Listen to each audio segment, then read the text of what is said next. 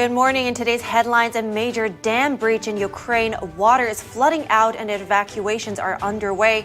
Both Russia and Ukraine give conflicting accounts of who is to blame. The number of candidates in the GOP presidential primary continues to grow, and it's starting to unnerve some senior Republican senators. Find out why. House GOP members say the numbers on deporting illegal immigrants just don't add up.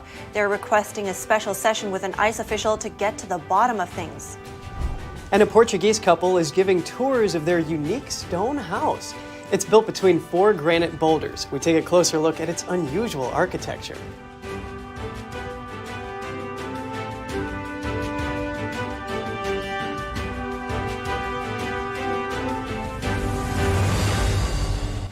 Good morning. Welcome to NTD. I'm Kevin Hogan. Good morning, everyone. I'm Evelyn Lee. Today is Tuesday, June 6th. And Kevin, it looks like the House GOP is digging in. Well, yeah, that's right. Oversight on foreign affairs. Oh, definitely. Yeah. And House Chairman Comer, he's vowing to hold FBI Wray in contempt. And also the Bureau wouldn't physically hand over the Biden document. And so now they're also looking at the cable in the Afghanistan withdrawal. Yeah, but the FBI calls the contempt threat unwarranted, and Blinken pushed back on the viewing of the cable, saying the channel needed to remain confidential. That's right. Yeah, a lot of allegations and suspicions, but now we want to turn your attention to something more concrete. A major dam in southern Ukraine has been breached, unleashing floodwaters across the war zone. The dam is in a Russian-controlled part of the country. Both Ukraine and Russia say it was an intentional attack by the other's forces. Drone footage published today shows water surging through the remains of the dam and some damaged structures. The dam is around 100 feet tall and 2 miles long, and it holds a volume about equal to that of the Great Salt Lake in Utah. Ukrainian President Volodymyr Zelensky shared the drone footage, calling it an attack by Russian terrorists. A Russian-installed mayor of the town where the dam is located said residents of around 300 houses were evacuated to higher ground. We are evacuating people who are downstream. A large number of infrastructure objects have already been flooded. Sewage pumping stations, power lines were destroyed, some houses. Water is flowing down uncontrollably. The Russian-installed governor of Ukraine's Kherson region accused Kyiv of striking the dam with missiles, but other Russian officials said the dam burst on its own because of earlier damage. The dam is part of a hydroelectric power plant and also supplies water to the Crimean Peninsula and to the Zaporizhzhia nuclear plant. The International Atomic Energy Agency said there was no immediate nuclear safety risk, but that it was monitoring the situation closely. A number of GOP senators are expressing concern over the amount of candidates running for the Republican nomination in the 2024 presidential election. Some worry a split vote could propel former President Trump to an easy victory. NTD's Jeremy Sandberg has more on that concern and what voters have to say about new hats being thrown in the ring. Senior Republican senators who doubt Trump can win the general election in 2024 fear the growing number of candidates in the GOP primary could split the vote enough to give the former president an easy path to ascension. They worry the primary could be a repeat of 2016. Senator John Cornyn said in an interview with The Hill that low-performing candidates should drop out if their poll numbers don't improve in the coming months. He thinks it would be better to have a 2- or 3-person race in that scenario. Senators Mike Rounds and John Thune agreed with that assessment. Both have endorsed colleague Senator Tim Scott's bid in the presidential race. Rounds says Trump's 2016 victory played out largely due to primary voters being unable to settle on another option, splitting votes between Senators Marco Rubio, Ted Cruz, and former Ohio Governor John Kasich. And the crowded field of contenders in the upcoming Republican presidential primary is about to get even bigger. Governors Doug Burgum and Glenn Youngkin are reportedly planning to enter the fray. Former New Jersey Governor Chris Christie is expected to launch his 2024 bid on Tuesday. Voters in the crucial primary state of New Hampshire had this to say about Christie joining the packed field. I think Chris Christie's getting in this just to attack Trump. I don't think he has any real goals at trying to become president. I think it's more of taking someone he doesn't like down. Almost every candidate outside of Trump and DeSantis doesn't stand a real chance of getting the nomination, and this is just a bloodbath for the vice presidential ticket for one of those two. Chris Christie is not going to come here with a bang. He's a known quantity even here, and he's not particularly dynamic in the way that he would have to be. I don't see him reanimating his long-standing political ambitions. Some felt the added competition could be healthy. Bring it. Let's see what they all have. I mean, you have these people that are running, and You know, we have to show what the competition is. And Trump is amazing, but, you know, a lot of people don't like him. So do we want to be in that situation? The first Republican National Committee debates will be held in Milwaukee, Wisconsin on August 23rd. Jeremy Sandberg, NTD News. The Supreme Court has decided to consider if an insult against former President Trump can be trademarked. A progressive activist wants to put the phrase "Trump too small" on T-shirts. The U.S. Patent and Trademark Office denied his application because it found the use of the name Trump would be construed as a reference to Donald Trump. The office's examining attorney found under the intellectual property statute that Trump would need to give written consent. The plaintiff claims his First Amendment right is being violated. An appeals court agreed and filed a petition with the Supreme Court. The case is expected to be heard in October during the High Court's new term. The Biden administration's policy of releasing illegal immigrants into the country without a court date will remain blocked. A federal appeals court on Monday rejected the administration's request on the border policy.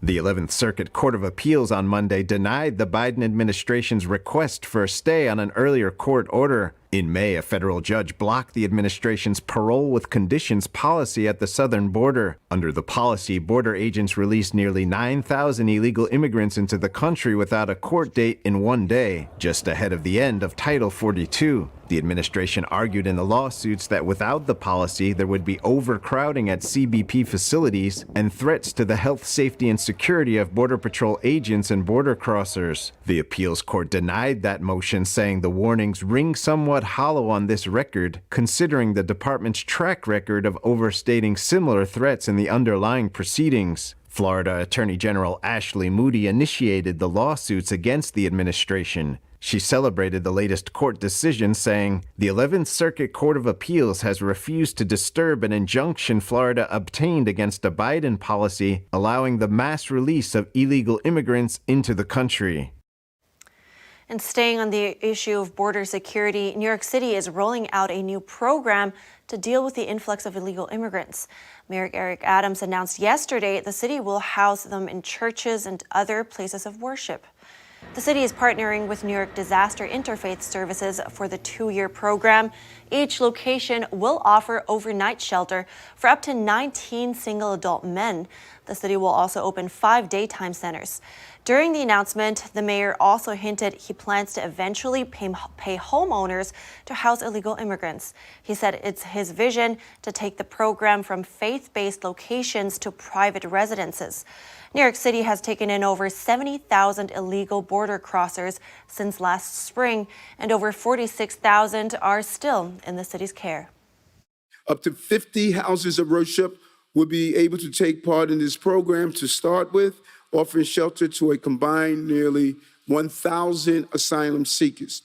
Participating sites will offer safe shelter every day with meals, services, clothing donations, and the other services traditionally offered at our other shelter sites. The mayor again asked for help, saying the city is doing all it can to address the crisis, but needs additional assistance from other partners. New York City's official website says the city has spent over $1.2 billion on the crisis and is projected to spend more than $4.3 billion by the end of June 2024. House Republicans want answers from the Immigration and Customs Enforcement official who oversees deportations. NTD's Daniel Monahan has more on their concerns.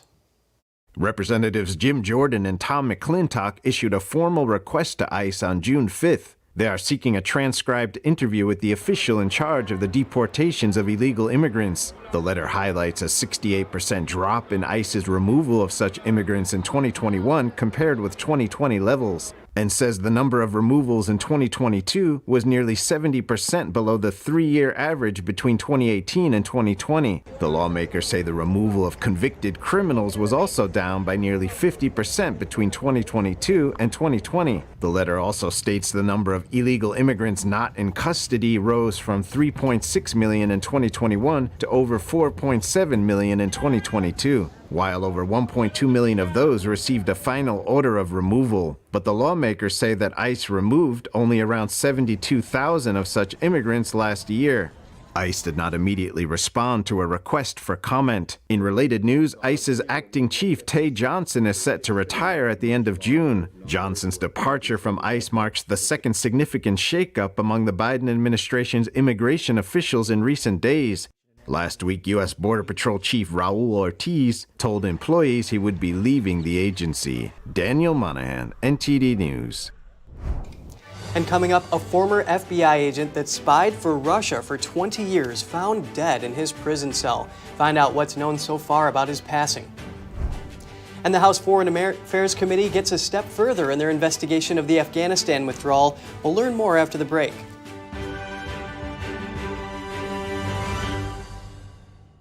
Did you know ESG is impacting every part of your life? From rising gas prices to global food shortages to out-of-control inflation, even losing your freedom of speech and being censored on the internet. It's all being driven by ESG ideology. Who's in control? What can you do about it? Find out in The Shadow State, the first documentary exposing ESG. The ESG movement of governments and corporations operates in the shadows. Only the light of truth can expose it. Watch The Shadow State documentary, streaming now.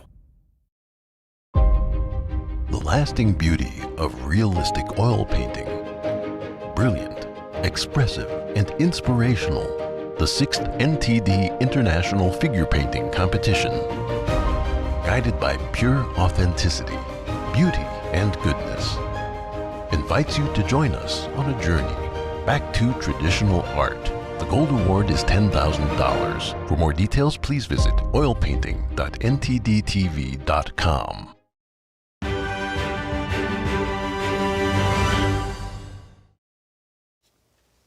Welcome back. The House Foreign Affairs Committee will soon be able to view a diplomatic cable about the U.S. withdrawal from Afghanistan.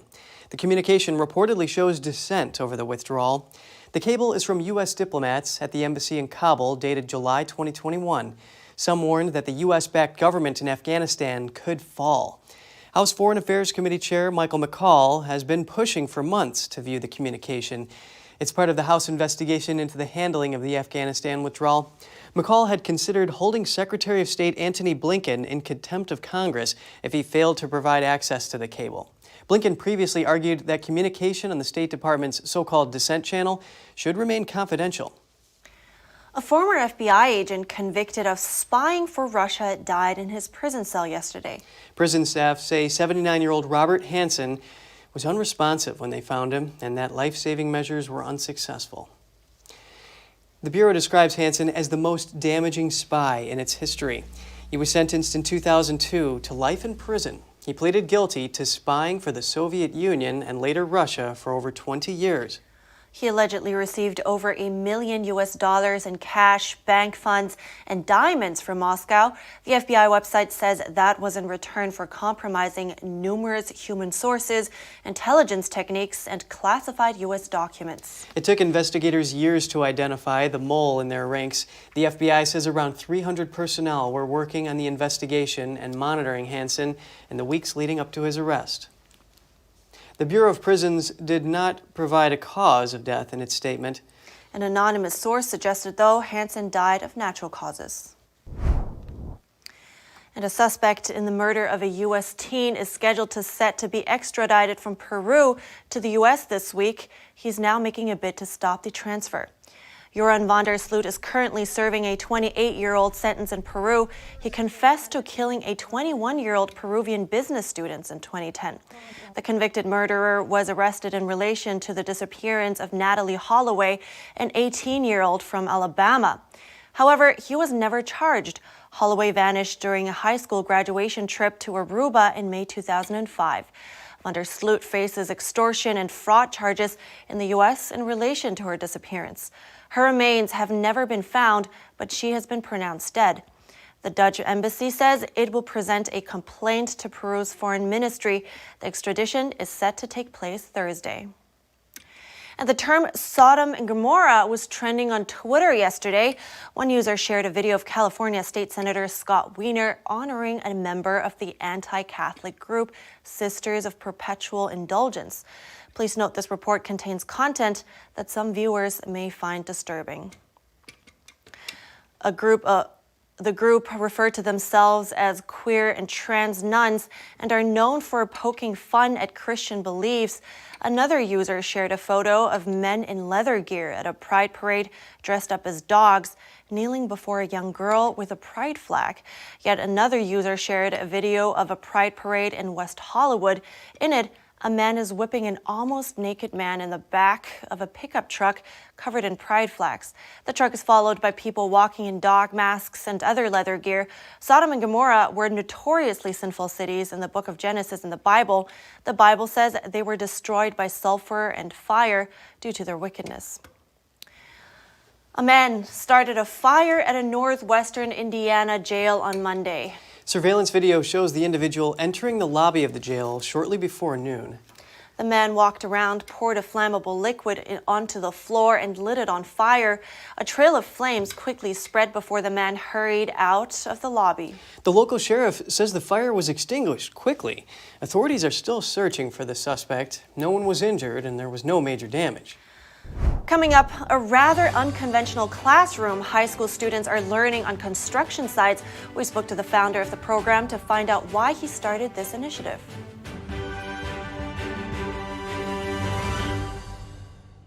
Shenyun Creations, the streaming platform from Shenyun, featuring world-class dance, past programs, and all original music.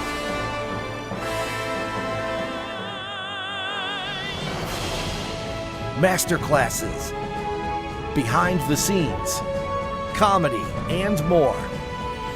Explore shenyuncreations.com.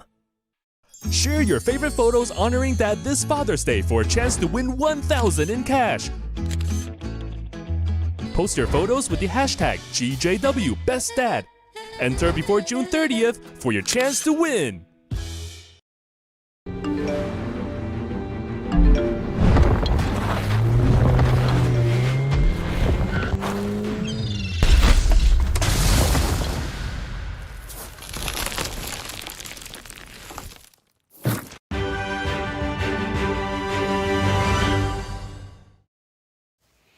Welcome back. Some high schoolers in New Orleans have a rather uncommon learning environment.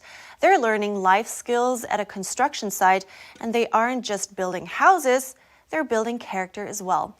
To date, they've built more than 1,500 houses. I spoke to the founder of Uncommon Construction, Aaron Fruman, and one of the apprentices to find out more. I love it. I've been an apprentice for only about a month or two. I started at the end of February, right after my 17th birthday, and every Saturday it's just been nothing but a new learning experience. I'm so grateful that I get the opportunity to be a part of something and build a house at such a young age. Yeah, that's incredible. It sounds like it would be a lot of tough work too, though. It is, but it's a strong sense of accomplishment afterwards. I've also worked on demolition at the current campus that we're at with a couple of my fellow apprentices. And when the rest of us as a group visited the campus and looked upstairs, I felt really proud of myself because I was like, hey, I cleared out that room. There were so many different walls here before. Now, it's just a big empty space for us to use, and it just made me feel really proud because I put in the work and I saw my results right in front of my face. Aaron, what exactly did you want to achieve here? You know, what were you went into that a little bit, but what were some of the specific goals that you had and you wanted to reach that you felt you couldn't do in the classroom? So when I think about what I want to accomplish with Uncommon, it's getting an earlier opportunity for young people to see themselves as part of the industry that makes up the backbone of the American economy, where there's a lot of opportunities for high-wage, in-demand jobs that may or may not require a 4-year degree, and that we can do that in a way that has less restrictions, less structure, less top-down expectations on young people, and instead gives them the opportunity to bring out the things that they're good at, discover new things that they're good at, achieve things that they didn't think that they could, work with young people from across the city who are different than they are, and really have a chance to sort of broaden the picture of what's possible for after you graduate, right? I also want to know about the set of skills that you think they can take away from this whole experience. Are they how are they different from actually being in school? If you can pinpoint some of those. Yeah, totally. So, we believe like if we want to prepare young people for the real world, right, we need to give them an education that happens in it. And so at Uncommon, everything that we do as part of our process is a programmatic learning opportunity, right? So whether it's we're listing a house for sale and having an open house, or we're building all the walls to that house or whatever, these are opportunities for young people to participate and engage in the process in the way that it actually happens in the real world. We just find chances for them to play a role in it. And so we at Uncommon hang our hard hat, so to speak, on the development and demonstration of soft skills. Things like professional attitude, teamwork ethic, problem solving, communication. These are universally applicable. Jay, can you also share some of the lessons you've had that you've valued most so far? I'd say I've learned a lot of perseverance and endurance. Like you said, it is hard work, it's tough, but I'd say the end result is what makes it all worthwhile, because you can see the progress that you made right in front of your eyes. Not just myself, but with the rest of my team. Whenever we come back after each week, we can see all of the work that we've done. And last week, I'm pretty sure we completely finished painting the house, and it's just it shows you what good communication and teamwork with my fellow apprentices, and how powerful that is, and how far we can go with that with just a little bit of communication. Yeah. Well, thank you so much, Aaron and Jay. I really appreciate your time today. Awesome. Thanks so much for having us. We appreciate the chance to share what we're doing here. A bizarre stone house was conceived in the 1970s as a unique mountain getaway. Since then, it's earned a fan base for its strange, fascinating features, like its construction between 4 granite boulders. NTD's Andrew Thomas has more on the unusual blueprints. Casa do Penedo, meaning House of Stone, is located 2,600 feet up in the Faf Mountains of Portugal. The location offers breathtaking views. On the second floor, there are 3 bedrooms and a bathroom. On the ground floor, there's a dining room, a living room, and a kitchen. Fireplaces heat the home. The site even boasts an outdoor pool carved out of another large rock. My grandfather wanted to make there all of the holidays and be there with the family and friends. So he had to build a structure with these facilities to be okay for the family and friends. Finished in 1947, the home has been featured in a Portuguese film and a 2018 cell phone advertisement. The stone house has even earned itself a nickname from a classic cartoon. The European press became to be there in our house. So we had the French press, Spanish, Italian, and English as well. We had their Daily Mail that baptized the house as the Flintstones house. The Rodriguez family says they love organizing guided tours to their unique home, but Vitor insists that it's not a museum. Either way, the structure remains a cherished vacation home for the Rodriguez family, now in its 3rd generation. Andrew Thomas, NTD News. A man caught a giant catfish in Italy's longest river. Yeah, he said he could not believe his eyes when he caught the huge fish. It measured over 9 feet long and took the fellow 40 exhausting minutes to reel it in. In a video, he said, "Guys, this is a Guinness World Record. I never expected to make a catch like this solo." After photos and measurements were taken, the giant catfish was put back into the river. The man gave a little caress to the monster fish before letting it swim free, saying, "Now I release this beautiful fish."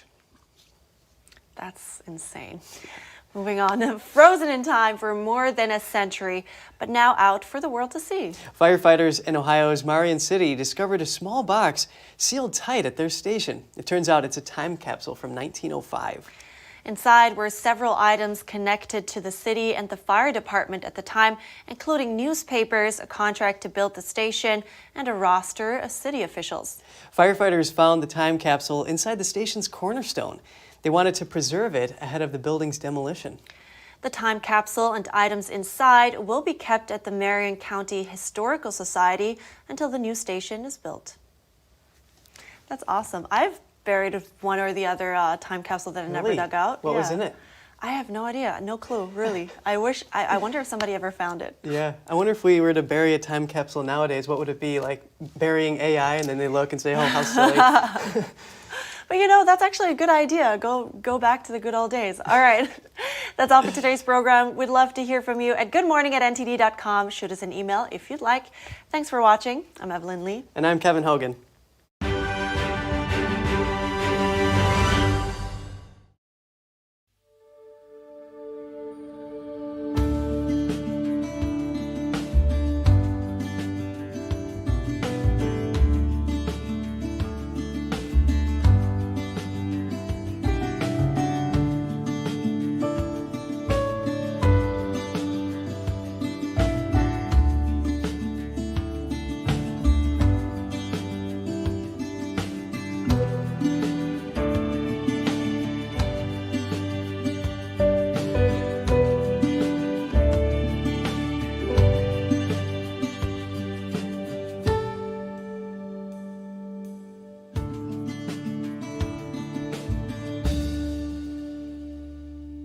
Thanks for watching us on YouTube. Did you know YouTube only keeps selected videos on its platform? So if you want to make sure you get the full picture, just subscribe to our newsletter. Go to newsletter.ntd.com and sign up. It's free.